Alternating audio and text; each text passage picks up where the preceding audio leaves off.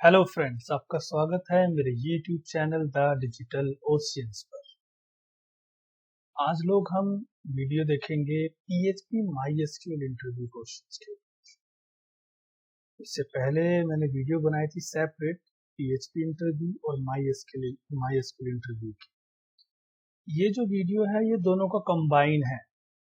काफी स्टूडेंट्स की क्वेरी थी कि सर एक साथ बना दो वीडियो अलग अलग क्यों देखे, क्विकली रिवाइज करना और क्विकली देखना हो। तो चलिए स्टार्ट करते हैं। देखो, सबसे पहले मैंने क्या करा है, कुछ प्रैक्टिकल क्वेश्चंस अरेंज करे हैं जो आपको पता होने चाहिए, जो कि इंटरव्यू में पूछे ही जाते हैं। देखो, सबसे पहला जो प्रैक्टिकल क्वेश्चन है कि आपको लॉगिन और रजिस्ट्रेशन ये अच्छे से आना चाहिए PHP MySQL। हो सकता है आपसे प्रैक्टिकली करवा कर भी देख ले, तो प्रैक्टिकली करके दिखाओ। तो इसलिए ये नॉलेज आपको होनी चाहिए, और वो भी ऑथेंटिकेशन के साथ। ऑथेंटिकेशन मतलब कि कोई मल्टीपल टाइम रजिस्ट्रेशन ना कर सके, कोई बिना लॉगिन के बाद का जो पेज है वो एक्सेस ना कर सके, लॉगिन का जो पासवर्ड आप सेव करा रहे हो वो एकदम प्रोटेक्टेड हो। तो एकदम प्रॉपर आपको लॉगिन रजिस्ट्रेशन आना चाहिए। सेकंड है आपका CRUD operation using PHP and MySQL। ये तो मैंडेटरी है हर एक डेवलपर के लिए कि CRUD ऑपरेशन तो उसको आना ही चाहिए। CRUD ऑपरेशन का मतलब इंसर्ट, अपडेट, डिलीट और सेलेक्ट। ये ऑपरेशंस आपको सही से आने चाहिए, एकदम बिना कॉपी पेस्ट के लिखना आना चाहिए। उसका था CRUD operation using PHP object oriented programming. कि CRUD ऑपरेशन आपको ऑब्जेक्ट ओरिएंटेड प्रोग्रामिंग का यूज करके भी आना चाहिए, PDO का यूज करके भी आना चाहिए, और एजेक्स से हम कैसे CRUD करते हैं वो भी आना चाहिए। उसके बाद है आपका मल्टीपल फाइल अपलोड, जो कि गैलरी वगैरह बनाने में काफी हेल्पफुल होती है। तो आपको मल्टीपल फाइल अपलोड भी आनी चाहिए। उसके बाद आपका पेजिनेशन। पेजिनेशन क्या होता है? पेजिनेशन का मतलब होता है कि अपने डेटा को डिवाइड करके दिखाना। आप देखते होंगे ना, काफी पेजेस पे होता है, ब्लॉग्स वगैरह पे 1 2 3 नीचे की तरफ हम 2 पे क्लिक करते हैं तो आगे के ब्लॉग्स लोड होते हैं। तो ये है पेजिनेशन। पेजिनेशन का मतलब अपना डेटा को डिवाइड करके शो करना। तो ये भी आपको लगाना आना चाहिए। उसके बाद आपका क्वेश्चन है, how will you manage nested categories in PHP and MySQL।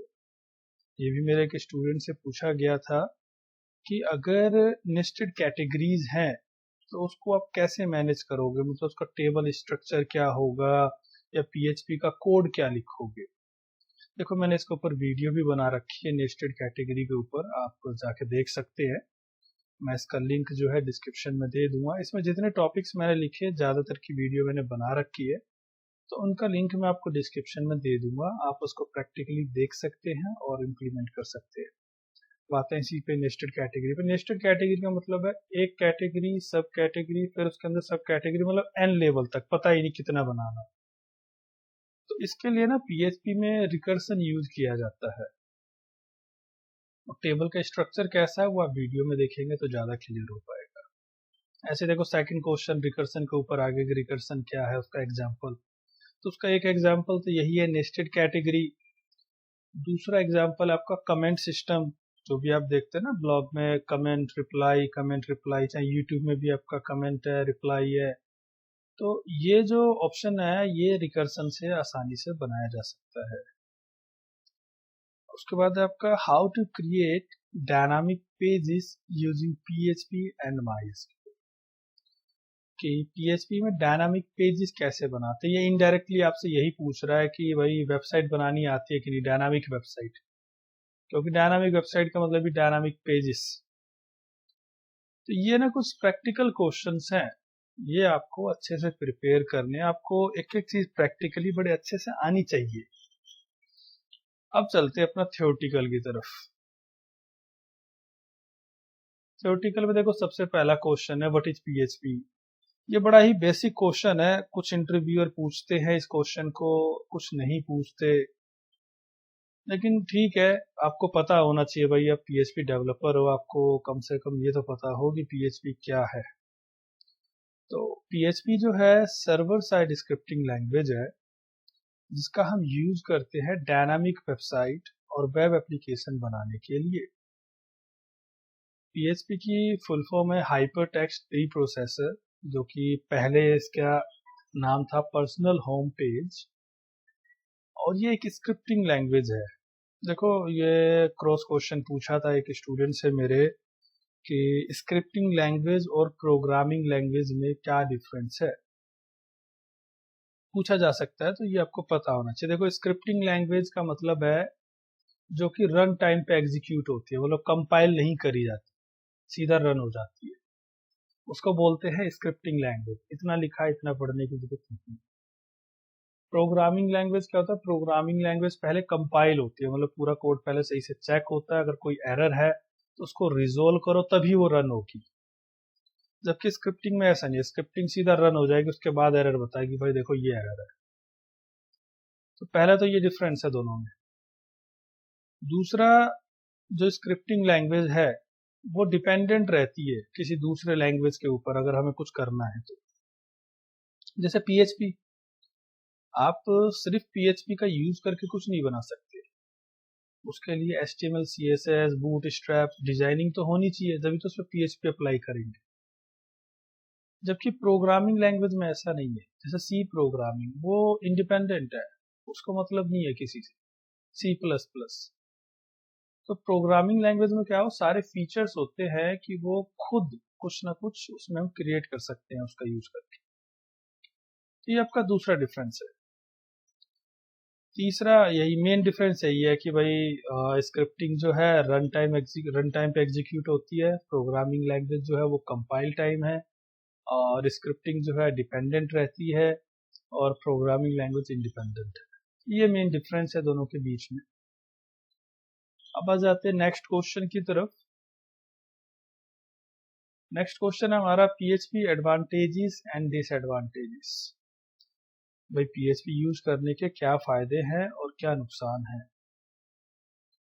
देखो, एडवांटेजेस इसका क्या है, सबसे पहला तो बिगिनर्स के लिए, फ्रेशर के लिए, नॉन टेक्निकल के लिए, जो प्रोग्रामिंग बैकग्राउंड से नहीं है, उसके लिए बहुत सही है अगर उसको वेब डेवलपमेंट करनी है तो, क्योंकि ये ना काफी इजी है, इसको सीखना काफी इजी है as compare to other development language.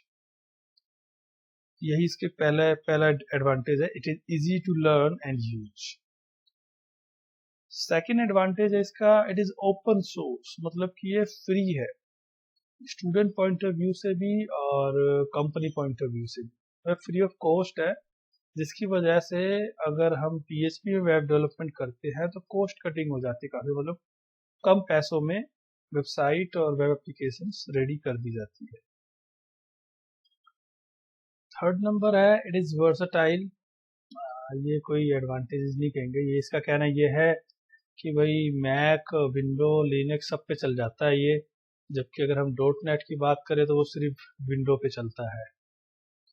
हाँ, ये चीज सही है, it enjoy strong community support. देखो, पीएचपी क्या है, ओपन सोर्स है, इजी टू यूज है, तो इसके डेवलपर्स बहुत मिल जाएंगे आपको, इसका कम्युनिटी सपोर्ट बहुत अच्छा है, मतलब अगर आपको कुछ सर्च करना है, कुछ ढूंढना है, तो आपको इजीली मिल जाएगा इसमें। तो ये पॉइंट वैलिड है इसका। और इसके बाद आपका है, it is fast and secure. देखो, सिक्योर मैं नहीं कहूंगा, लेकिन हाँ ये फास्ट है, क्योंकि इसमें ये काफी ऑप्टिमाइज है लैंग्वेज ये, ऐसा नहीं कि बिना बात के बहुत सारे फीचर्स हों। ये फास्ट है as compare to other development languages. It is well connected with databases. ये भी कोई खास पॉइंट नहीं है, मेन पॉइंट देखो आपको वही थे कि इजी टू यूज है, ओपन सोर्स है, कम्युनिटी सपोर्ट इसका अच्छा है, ये सब वैलिड पॉइंट है इसकी, आपको ये एडवांटेजेस है इसके। डिसएडवांटेजेस, देखो सबसे पहला डिसएडवांटेजेस इसका ये है कि इसकी पॉपुलैरिटी दिन पर दिन कम होती जा रही है। जब से पाइथन और नोड जेएस जैसे लैंग्वेजेस का चलन हुआ। पाइथन और नोड जेएस की वजह से पीएचपी की पॉपुलैरिटी काफी कम हो गई है अभी करंट में।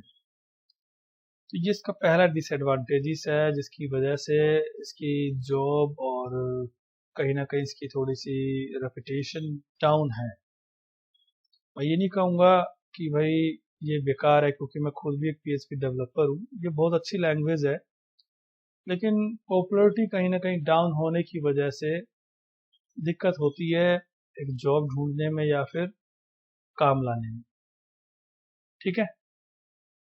सेकंड है lack of dedicated libraries for modern needs. ये वैलिड पॉइंट है इसका। इसका कहना ये है कि जो अभी की ज़रूरत है हमें वेब डेवलपमेंट में और वेब एप्लीकेशन में, वो पीएचपी पूरा नहीं कर पा रही, जिसकी वजह से वो डाउन जा रही है।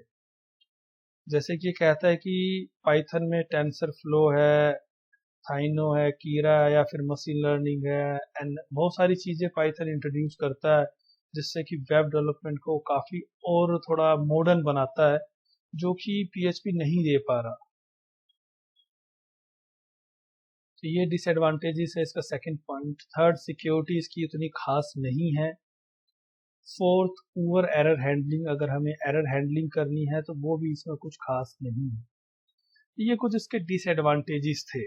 देखो, आपको दोनों चीजें पता होनी चाहिए एज ए पीएचपी डेवलपर कि इसके एडवांटेजेस क्या है, मतलब इसमें स्ट्रॉन्ग पॉइंट क्या है और इसके डिसएडवांटेजेस क्या है।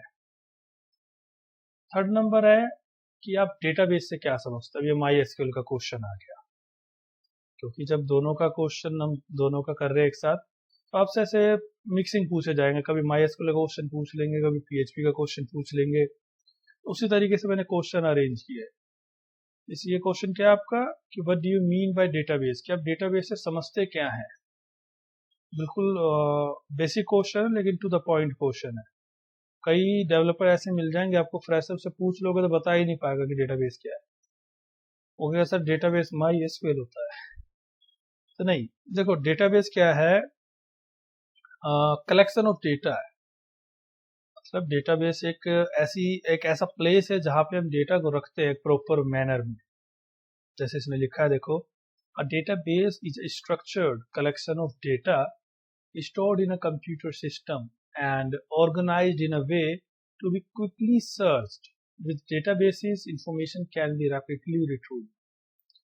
ये कह रहा है कि डेटाबेस एक ऐसा प्लेस है जहां पे आप डेटा को स्टोर करते हो एक ऑर्गेनाइज वे में, ताकि हम उसको आसानी से ढूंढ सके। ये है डेटाबेस। उसके बाद अपना क्वेश्चन है कि माई एसक्यूएल क्या है। माई एसक्यूएल जो है एक क्वेरी लैंग्वेज है, open source database management system है। इसका काम है कि डेटाबेस को कैसे मैनेज करना है, कि जो हमने डेटा रखा अपने डेटाबेस में उसको हम मैनेज कैसे करेंगे, रिट्रीव कैसे करेंगे, अपडेट कैसे करेंगे, मतलब कुछ भी ऑपरेशन अगर परफॉर्म करना है तो कैसे करेंगे, वो माई एसक्यूएल से करेंगे। पीएचपी जो है माई एसक्यूएल के साथ चलता है। माई एसक्यूएल जो है अब ओरेकल वालों का है, पहले इसका था माई एसक्यूएल एबी का, लेकिन अभी ओरेकल वालों का है। ये है क्वेश्चन, तो हर बार पूछा जाता है, हर बार लिखित है कि भाई ये क्वेश्चन तो पूछा ही जाएगा आप लोगों से कि सेशन क्या है और सेशन का यूज क्यों किया जाए पीएचपी में।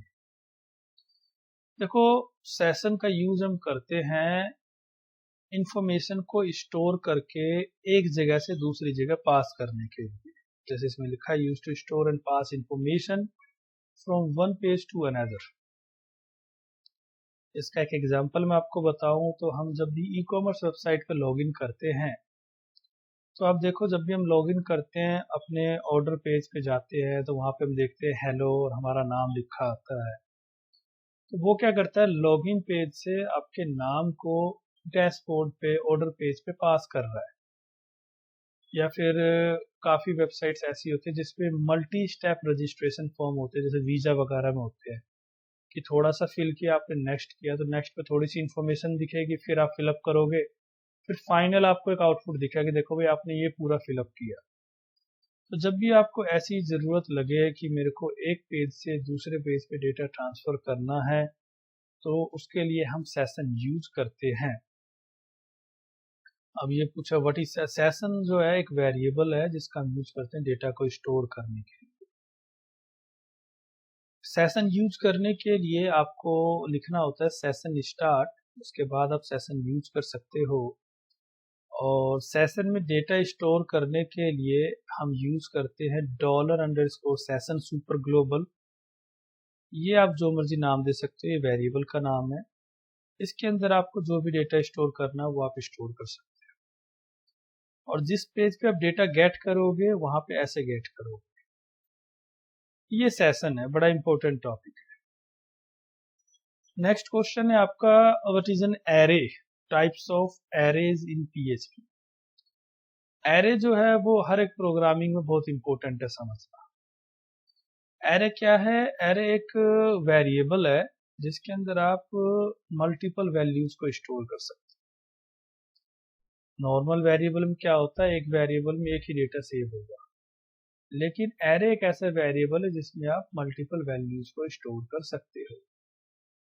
पीएचपी में जो है दो तरह का एरे होता है, इंडेक्स्ड एरे और एसोसिएटिव एरे। ये तीसरा भी एरे मल्टी डायमेंशनल, इसकी जरूरत हमें बहुत कम पड़ती है। ये दो ज्यादा यूज होते हैं, इंडेक्स्ड और एसोसिएटिव। इंडेक्स्ड एरे में क्या होता है, ये डेटा को स्टोर करता है इंडेक्स वाइज, मतलब एक नंबर वाइज 0 1 2। और एसोसिएटिव में डेटा को स्टोर करता है की वाइज, जैसे कि नेम क्या है, ईमेल क्या है, मोबाइल क्या है, इस तरीके से। और मल्टी डायमेंशनल का मतलब होता है एरे के अंदर एरे के अंदर एरे, नेस्टेड एरे भी आप बोल सकते हो। एक एरे है उसके अंदर दूसरा एरे है, तो हो गया मल्टी डायमेंशन। अब देखो एरे के कुछ फंक्शंस हैं जो आपको पता होने चाहिए और काफी ज्यादा यूज भी किए जाते हैं। जैसे कि सबसे पहला फंक्शन है आपका काउंट फंक्शन, जिसका काम है कि एरे में कितनी वैल्यूज हैं उसको काउंट करके देगा। दूसरा है शॉर्ट फंक्शन। शॉर्ट फंक्शन का काम है कि एरे को असेंडिंग ऑर्डर में शॉर्ट करेगा। आर शॉर्ट का मतलब है डिसेंडिंग ऑर्डर में शॉर्ट करेगा। के शॉर्ट का मतलब है कि जो आपका एसोसिएटिव एरे है उसको असेंडिंग ऑर्डर में करेगा अकॉर्डिंग टू द की। और के आर शॉर्ट डिसेंडिंग ऑर्डर में करेगा according to the key. In underscore array, इसका काम होता है कि एरे की वैल्यू, जो एरे की वैल्यूज हमने स्टोर करी उसमें जाकर ढूंढना किसी पर्टिकुलर वैल्यू को, मतलब सर्चिंग के लिए यूज करते हैं in underscore array.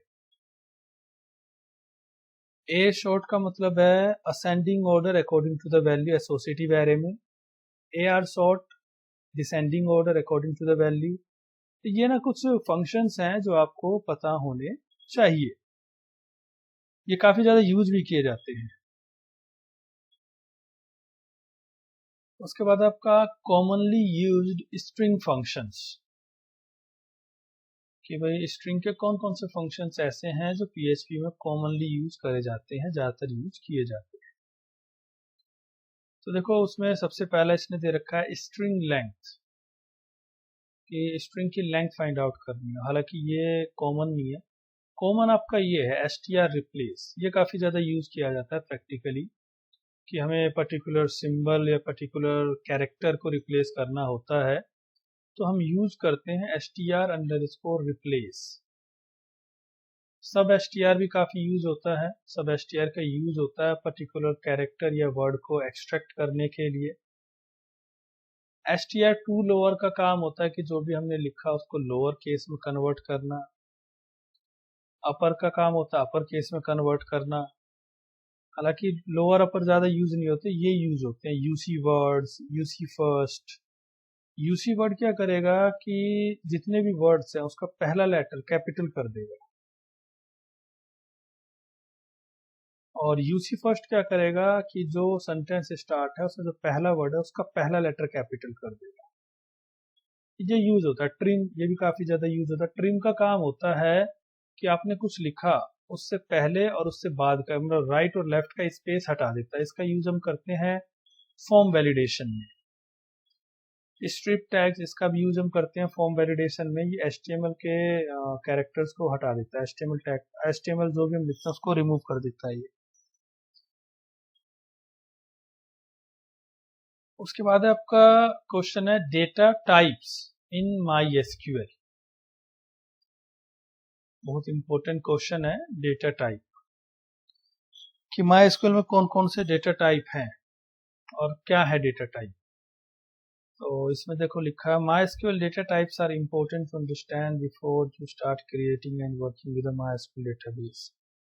If you properly assign each column, देखो होता क्या है, डेटा टाइप का मतलब ये है कि जो आप डेटा स्टोर कर रहे हो अपने डेटाबेस में वो किस तरह का है, नंबर है, कैरेक्टर है कि अल्फा न्यूमेरिक है, कैसा है। इसका कहना ये डेटा टाइप को समझने का पर्पस आपका ये होता है कि आप डेटा टाइप जो डेटा आप स्टोर कर रहे हो उसको अकॉर्डिंग चूज करो ताकि आपका स्पेस भी बच जाए और एक वैलिड डेटा स्टोर हो, ताकि आपको सर्च करना हो या कोई भी ऑपरेशन परफॉर्म करना हो, वही फंक्शन यूज करना हो बाय डिफॉल्ट बिल्ट इन, तो वो आसानी से यूज कर सको। अगर हम डेटा टाइप गलत चूज करते हैं तो क्या होता है कि ये ज़्यादा स्पेस ऑक्यूपाई करता है और हमें कोई भी बिल्ट इन फंक्शन यूज करना होता है, फॉर एग्जांपल डेट के फंक्शन यूज करने हैं और डेटा टाइप गलत यूज कर रखा है तो ये सही से परफॉर्म नहीं होते। तो इसलिए आपको डेटा टाइप सही से चूज करना है। ये कुछ डेटा टाइप्स हैं जो मैंने लिखे हैं, numeric, date, string, spatial Jason. देखो मेन ये है आपका न्यूमेरिक, डेट, स्ट्रिंग। अब अपना अगला क्वेश्चन है डिफरेंस बिटवीन प्राइमरी की एंड यूनिक की। कि प्राइमरी की और यूनिक की में डिफरेंस बताओ। देखो ये ना वाइवा में भी पूछा जाता है, ये जो क्वेश्चंस मैं आपको बता रहा हूँ ये क्वेश्चंस आपके लिए फ्रेशर इंटरव्यू के लिए भी ठीक है और कॉलेज के वाइवा पॉइंट ऑफ व्यू से भी ठीक है। कॉलेज के वाइवा में भी ऐसे क्वेश्चंस पूछे जाते हैं कि प्राइमरी की और यूनिक की में डिफरेंस बताओ। देखो प्राइमरी की क्या है, एक टेबल में एक ही हो सकती है, जबकि यूनिक की एक टेबल के अंदर मल्टीपल हो सकती है। फॉर एग्जाम्पल एक टेबल में ईमेल, मोबाइल दोनों हो सकते हैं, तो ये यूनिक भी है और मल्टीपल भी हो गए। तो ये डिफरेंस है प्राइमरी की और यूनिक की में। अब अपना अगला क्वेश्चन है व्हाट इज फॉरेन की। फॉरेन की क्या है? देखो फॉरेन की का हम यूज करते हैं मल्टीपल टेबल्स को कनेक्ट करने के लिए, दो या दो से ज्यादा टेबल्स को कनेक्ट करने के लिए। इसका हम यूज करते हैं जब हम ज्वाइन करते हैं, मतलब जब हमें ऐसी नीड होती है कि हमें दो तीन टेबल से डेटा लेकर आना है, तब हम क्या करते हैं एक टेबल मेन जिसमें हम प्राइमरी की बनाते हैं और बाकी की टेबल्स जिसमें हम फॉरेन की बनाते हैं। ये आपको प्रैक्टिकली करोगे तब ज्यादा क्लियर होगा, लेकिन थियोरेटिकली आपको बस इतना सा बताना है कि ये है क्या, इसका क्यों यूज किया जाता है। इसके बाद आपका जॉइंस, ये बड़ा इंपॉर्टेंट क्वेश्चन है, प्रैक्टिकली आपसे करवा के देख सकते हैं। वैसे तो थियोरेटिकली पूछा जाता है, प्रैक्टिकली कोई नहीं करवाता, इतना टाइम नहीं देते। जॉइंस क्या है? देखो जॉइंस का काम मैंने अभी बताया था ऊपर फॉरेन की में। जॉइंस का काम ये होता है कि एक से दो या दो से ज्यादा टेबल से डेटा को लेकर आना। अगर हम ज्वाइन नहीं करेंगे, मान लो मेरे को दो टेबल से डेटा लाना है, तो मैं क्या करूंगा, दो बार क्वेरी चलाऊंगा और फिर दो बार क्वेरी चला के डेटा लेके आऊंगा और फिर लूप चला के प्रिंट करूंगा। तो वो क्या है, कहीं ना कहीं मेरी परफॉर्मेंस को डाउन करेगा। लेकिन ऐसा नहीं है। जॉइंस का मतलब क्या है कि दो टेबल से चार क्वेरी एक ही बार लिखनी है। तो ये क्या करता है, क्वेरी हमारी थोड़ी कम कर देता है, थोड़ा प्रोफेशनल वे हो जाता है। जॉइन जो है अलग अलग तरह के होते हैं, cross join, inner join, left outer join, left join, right join. तो ये आप प्रैक्टिकली करेंगे तब ज्यादा क्लियर होगा। मैं आपको ऐसे बता देता हूँ क्या है ये। क्रॉस जॉइन का मतलब है कि ईच रो मैच करेगा दोनों टेबल में और लेकर आएगा। और इनर जॉइन में क्या है, इनर जॉइन में ना सेम ऐसा ही है, लेकिन ये कुछ गिवन कंडीशन है, कुछ कंडीशन जरूर होगी कि वेयर ये वेयर ऐसे। और आउटर जॉइन में क्या है, it can detect no match null. अच्छा, ये क्या है, दोनों में जो मैच होगा वो लेकर आएगा और हो सकता है कुछ वैल्यू ना मैच हो, तो उसको नो फाउंड दे देगा। लेफ्ट जॉइन में क्या होता है, एक टेबल का सारा डेटा लेकर आएगा और दूसरे का जो मैच हो रहा है वो लेकर आएगा। ऐसे राइट में होता है, एक टेबल का सारा लेकर आएगा, दूसरे में जो मैच हो रहा है वो लेकर आएगा। क्योंकि ये देखो, ये ना प्रैक्टिकली करने की चीज है, मैं इसमें आपको थ्योरेटिकली नहीं बता सकता क्लियर। इसमें आप प्रैक्टिकली करेंगे ना तब ज्यादा अच्छे से क्लियर हो पाएगा आपको, तो आप इसको प्रैक्टिकली करिए। उसके बाद आपका पीएचपी का क्वेश्चन है फॉर्म वैलिडेशन, कि फॉर्म वैलिडेशन क्या है और इसको कैसे इंप्लीमेंट किया जाता है। देखो, फॉर्म वैलिडेशन बहुत ही क्रूशियल पार्ट होता है वेब डेवलपमेंट का हमारे।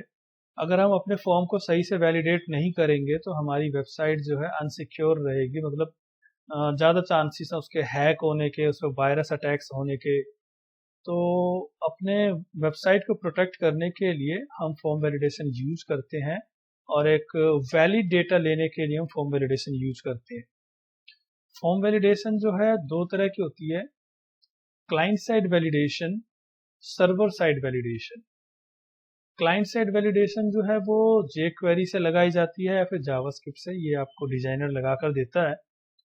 और सर्वर साइड वैलिडेशन डेवलपर का काम होता है, पीएचपी के थ्रू जो भी डेटा है उसको वैलिडेट करे, और MySQL के थ्रू भी वैलिडेट करे, MySQL से डेटा को फिल्टर करे।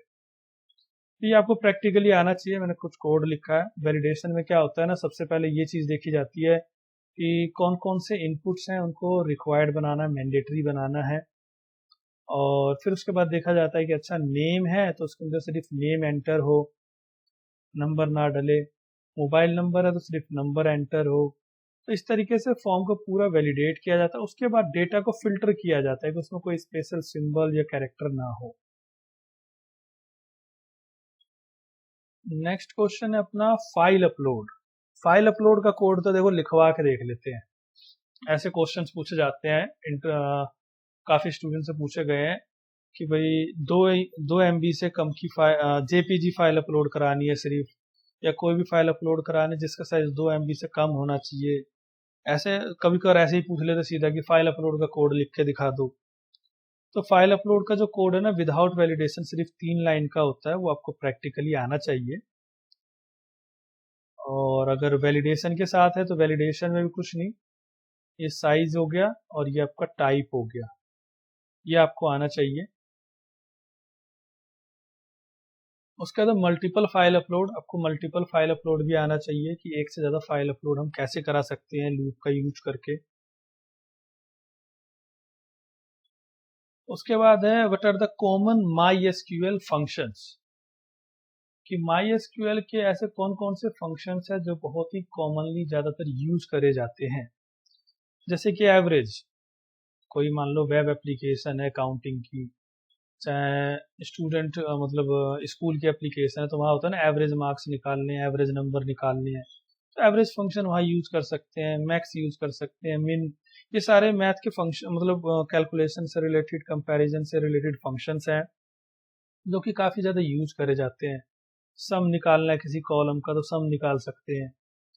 तो ये काफी कॉमनली यूज फंक्शंस मेरे पॉइंट ऑफ व्यू से जो थे मैंने वो लिखे, तो इतने भी आप बता दोगे तो इनफ है। उसके बाद आपका क्वेश्चन है how can you filter the duplicate data while retrieving records from the table. इसका कहना है कि भाई एक टेबल है जिसके अंदर काफी डुप्लीकेट्स रिकॉर्ड है, तो आप फिल्टर कैसे करोगे डुप्लीकेट्स को। तो MySQL में क्या होता है, डिस्टिंक्ट होता है, डिस्टिंक्ट का यूज करके हम डुप्लीकेट डेटा को फिल्टर कर सकते हैं। उसके बाद है आपका question how can you improve the performance of MySQL query, कि आप जो है MySQL क्वेरी की परफॉर्मेंस को कैसे इंप्रूव कर सकते हैं। ये बड़ा इंपॉर्टेंट क्वेश्चन है और ये पता होना चाहिए, इंटरव्यूअर पूछे चाहे ना पूछे, as a personal point of view से भी आपको पता होना चाहिए कि हाँ भाई ये चीज होती है ऐसे, कि आप जो भी कोड लिख रहे हो MySQL का तो परफॉर्मेंस कैसे अच्छी रख सकते हो आप। इसमें सबसे पहले इसका कहना है कि do not use star in the select statement. Fresher क्या करते हैं, हमेशा सेलेक्ट स्टार फ्रॉम टेबल का नाम लिख देंगे, जबकि उनको सिर्फ उस टेबल में से 2 ही कॉलम दिखाने हैं। For example number of column है, मेरे को सिर्फ ईमेल और मोबाइल चाहिए, फिर वो लिख देंगे select star from inquiry, select मतलब टेबल का नाम। ऐसा मत करो, आपको सिर्फ 2 कॉलम चाहिए ना, आप लिखो सेलेक्ट नेम कोमा ईमेल, जो भी कॉलम है तो वो सिर्फ वही कॉलम लेके आएगा, सारे कॉलम्स को नहीं सर्च करेगा वो। तो ये पहला इसका कहना है कि आप स्टार मत यूज करें अगर आपको सारा डेटा नहीं चाहिए तो। सेकंड है इसका कहना, यूज जॉइन इंस्टेड ऑफ सब क्वेरी, कि आप जॉइन यूज करो, सब क्वेरी यूज मत करो। वही सब क्वेरी का मतलब एक क्वेरी के अंदर दोबारा से क्वेरी मत लिखो, क्योंकि उसमें क्या होता है, एक क्वेरी चलेगी फिर उसके अंदर दोबारा क्वेरी चलेगी, तो वो कहीं ना कहीं परफॉर्मेंस स्लो करेगी। तो आप जॉइन यूज करो। Use where instead of having a clause, आप वेयर यूज करो, हैविंग यूज मत करो, क्योंकि जब आप हैविंग यूज करोगे तो ग्रुप बाय भी यूज करना होगा, इसलिए आप वेयर यूज करो। उसके बाद आपका apply index on necessary columns, अगर आपकी टेबल में ज़्यादा डेटा है और उस टेबल से बार बार सर्च करना होता है कोई डेटा किसी पर्टिकुलर कॉलम के बिहाफ पे, जैसे कि ईमेल के बिहाफ पे, मोबाइल नंबर के बिहाफ पे सर्चेस बार बार करने हैं, तो आप उन कॉलम्स को क्या करो, इंडेक्स बना दो। तो क्या होगा, आपका परफॉर्मेंस काफ़ी सही हो जाएगा, जब भी सर्च करोगे तुरंत डेटा ले आएगा ये। तो आप उन कॉलम्स को इंडेक्स बना दो। Avoid query in a loop, loop के अंदर कभी भी क्वेरी मत लिखो आप। एक तो लूप ऐसे ही स्लो होता है प्रोग्रामिंग में, उसके अंदर अगर आप क्वेरी लिखते हो तो वो क्वेरी बार बार एग्जीक्यूट होगी, तो वो कहीं ना कहीं परफॉर्मेंस को डाउन करेगी। Apply valid data type on the column, जो भी कॉलम है आपके डेटाबेस पे उस पे आप वैलिड डेटा टाइप सेलेक्ट करें। जैसे कि मैंने बताया डेटा टाइप में भी कि अगर आपको नाम स्टोर करना है तो उस हिसाब से डेटा टाइप ले, डेट ऑफ बर्थ करनी है तो डेट डेटा टाइप ले, डेटा टाइप आप सही से चूज करें। उसके बाद आपका पीएचपी का क्वेश्चन आएगा, पीएचपी मेलर, कि पीएचपी मेलर क्या है। पीएचपी मेलर जो है एक लाइब्रेरी है जिसका हम यूज करते हैं मेल भेजने के लिए, और पीएचपी मेलर जो है लोकल सर्वर पे भी चल जाता है, और जब भी हमें कोई एसएमटीपी कनेक्ट करना होता है, एग्जांपल जी सूट, माइक्रोसॉफ्ट ऑफिस 365, तो हमें पीएचपी मेलर की जरूरत पड़ती है। नॉर्मल मेल फंक्शन में हमारा काम नहीं चलता अगर हमें एसएमटीपी कॉन्फ़िगर करना है तो।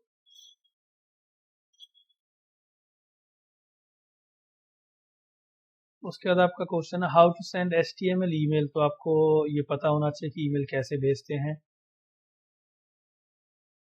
इम्प्लोड एंड एक्सप्लोड, ये काफी फ्रेशर्स नहीं जानते और ये पूछ लेते हैं काफी जगह पे।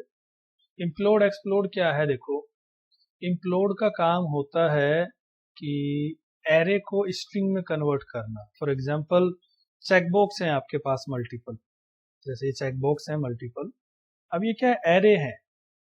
अब आपने इसको और इसको दोनों को चेक कर लिया तो आपको 2 वैल्यू मिलेगी। अब इन दोनों वैल्यू को डेटाबेस में सेव करना है मेरे को एक साथ, तो ऐसे केस में ना हमें इम्प्लोड की जरूरत पड़ती है। इम्प्लोड क्या करेगा, इन दोनों को जोड़कर एक पर्टिकुलर सिंबल से जोड़ देगा, जैसे मैंने हैश लिखा है, जोड़कर स्ट्रिंग बना देगा। अब वो क्या, एक वर्ड हो गया, आप उसको आसानी से स्टोर कर सकते हो डेटाबेस में। तो इम्प्लोड का काम होता है एरे को स्ट्रिंग में कन्वर्ट करना, एक पर्टिकुलर सिंबल से कॉन्कैटिनेट करता है। एक्सप्लोड का काम होता है स्ट्रिंग को एरे में कन्वर्ट करना और पर्टिकुलर सिंबल से ब्रेक कर देना।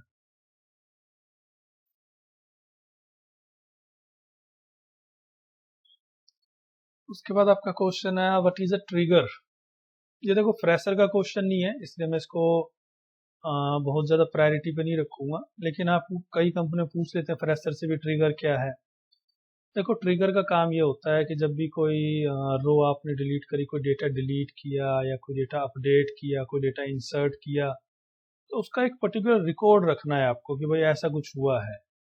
तो इसका जनरली वेबसाइट में यूज़ नहीं किया जाता, वहाँ यूज़ करते हैं जहाँ पे डेटा हमारे लिए बहुत ज़्यादा इंपॉर्टेंट हो जाता है, एप्लीकेशंस वगैरह में आप कह सकते हैं उसकी ज़रूरत हमें पड़ती है। उसके बाद आपका है इंडेक्स। इंडेक्स मैंने पहले ही बताया था, इंडेक्स क्या है। इंडेक्स का हम जब यूज़ करते हैं जब हमें किसी पर्टिकुलर टेबल से बहुत ज़्यादा सर्चेस करना है, तो आप क्या करो, जिस कॉलम के बिहाफ पे आप सर्च कर रहे हो उस कॉलम को आप इंडेक्स बना दो। तो इंडेक्स आप जब बनाओगे तो सर्च करने में बहुत कम टाइम लगेगा इसको। तो सर्चिंग पॉइंट ऑफ व्यू से इंडेक्स जो है काफी इंपॉर्टेंट होता है। Difference between unset session and session destroy, PHP का क्वेश्चन आ गया ये कि भाई सेशन डिस्ट्रॉय और अनसेट सेशन इन दोनों में क्या डिफरेंस है। देखो सेशन डिस्ट्रॉय जो है वो क्या करेगा, आपके सेशन वेरिएबल में जितना भी डेटा, अच्छा जितना भी सेशन स्टोर हुआ, 1 वेरिएबल 2 वेरिएबल 4 वेरिएबल, सब जो है डिस्ट्रॉय कर देगा। और वहीं सेशन अनसेट जो है ना, ये क्या करेगा, ये पर्टिकुलर सेशन को डिस्ट्रॉय करेगा। आपने बोला नहीं भाई सिर्फ नेम सेशन, उसको हटा दो। तो ये डिफरेंस है अनसेट और डिस्ट्रॉय में। डिस्ट्रॉय सारे सेशन वेरिएबल को डिस्ट्रॉय करता है, जबकि अनसेट पर्टिकुलर को करता है। कुकी क्या है पीएचपी में, ये भी बहुत इंपॉर्टेंट क्वेश्चन है। और डिजिटल मार्केटिंग जो एजेंसी होगी, अगर वहां आप जा रहे हो इंटरव्यू देने के लिए, वहां तो पूछेंगे आपसे। देखो इसमें जो क्वेश्चंस है ना, वो कंपनी टू कंपनी वेरी करता है, वो कंपनी किस चीज की है। कोई डिजिटल मार्केटिंग की है तो वो डिजिटल मार्केटिंग से रिलेटेड क्वेश्चन ज्यादा राइज करेंगे आपसे। कोई वेब एप्लीकेशन की है तो वो ट्रिगर और इस तरीके की चीजें ज्यादा पूछेंगे। कोई वेबसाइट की है तो वो क्रड और उस तरह ईमेल, इस तरीके के ज्यादा क्वेश्चन पूछेंगे। तो वो ना आपको देखो देखना है कि कंपनी किस तरीके के, उस हिसाब से आप अपने आप को प्रिपेयर करके जाओ। तो अपना है कुकी का मतलब क्या है। कुकी जो है ना, एक इंफॉर्मेशन है जो कि यूजर के ब्राउजर में हम स्टोर कर देते हैं। फॉर एग्जाम्पल अगर प्रैक्टिकल आपको बताऊं मैं, जब भी हम अमेजोन, फ्लिपकार्ट, मिंत्रा किसी भी वेबसाइट पर कोई प्रोडक्ट देखते हैं, तो क्या होता है कि मान लो हमने कोई प्रोडक्ट पे क्लिक किया, ऐड टू कार्ट किया, उसको हमने परचेज नहीं किया, तो आपको क्या होगा, हर जगह उसी की ऐड दिखाई जाएगी, फेसबुक पे आपके हर जगह। तो वो क्या करता है, आप जिस प्रोडक्ट पे क्लिक करते हो उस प्रोडक्ट की इंफॉर्मेशन आपके ब्राउजर में एज अ कुकी स्टोर कर देता है। और फिर बाद में क्या करता है, उसी कुकी के बिहाफ पर आपको ऐड दिखाए जाते हैं। ये कुकी का कमाल होता है। अगर आप इनकॉग्निटो विंडो में किसी ई कॉमर्स वेबसाइट को ओपन करोगे तो आपको ऐड नहीं दिखेगी। तो कुकी का यूज काफी ज्यादा किया जाता है मार्केटिंग पर्पज से। अब जो कुकी है, ये भी पूछ लिया था एक बार स्टूडेंट से। देखो या तो आपसे सीधा पूछ लेंगे टाइप्स ऑफ कुकी, या फिर ऐसे पूछ लेंगे कि परसिस्टेंट कुकी क्या होती है, ये पूछ लिया था एक स्टूडेंट से। बीच में से भी पूछ सकते हैं। तो अगर टाइप्स ऑफ कुकी पता होगा तब बता दोगे। देखो सेशन कुकी जो है वो टेम्पररी होती है, जैसे ब्राउजर बंद कुकी गायब। परसिस्टेंट कुकी क्या होती है, ये ना एक पर्टिकुलर टाइम ड्यूरेशन के लिए होती है कि भाई 1 महीने तक रखना है, 5 घंटे तक रखना है, 10 दिन तक रखना है। इसमें ड्यूरेशन देते हैं कि कितने समय तक ये कुकी की वैल्यू रखनी है ब्राउजर में। उसके बाद आपका what is the most used method for password hashing, ये सिक्योरिटी से रिलेटेड क्वेश्चन आ गया कि भाई पीएचपी में जो हम पासवर्ड स्टोर कराते हैं डेटाबेस में, उसको हम सिक्योर कैसे रखें। तो ये इसका मेथड है पासवर्ड अंडरस्कोर हैश। इसमें आप अपना पासवर्ड रख के पासवर्ड डिक्रिप्ट कर सकते हैं। ये MD5 सावन से काफी ज्यादा सही है। MD5 और सावन जो है वो काफी पुराने हो चुके हैं, तो उसकी जगह पे इसका यूज किया जाता है। उसके बाद देखो थोड़ी बहुत नॉलेज आपको ऑब्जेक्ट ओरिएंटेड की होनी चाहिए, पीडीओ की होनी चाहिए, एजेक्स और जेसन एपीआई वगैरह की नॉलेज आपको होनी चाहिए। उससे रिलेटेड भी क्वेश्चन पूछे जाते हैं। बाकी उसके ऊपर मैं सेपरेट वीडियो बनाऊंगा कि एजेक्स में आपको क्या पता होना चाहिए और जेसन में क्या पता होना चाहिए। तो आप ये क्वेश्चंस प्रिपेयर करें। अगर आपको ये वीडियो अच्छी लगी हो, आपने इस वीडियो से कुछ सीखा हो, तो आप इस वीडियो को लाइक करिए, चैनल को सब्सक्राइब करिए, बेल आइकन प्रेस करिए मेरी नई वीडियो की नोटिफिकेशन के लिए। Thank you.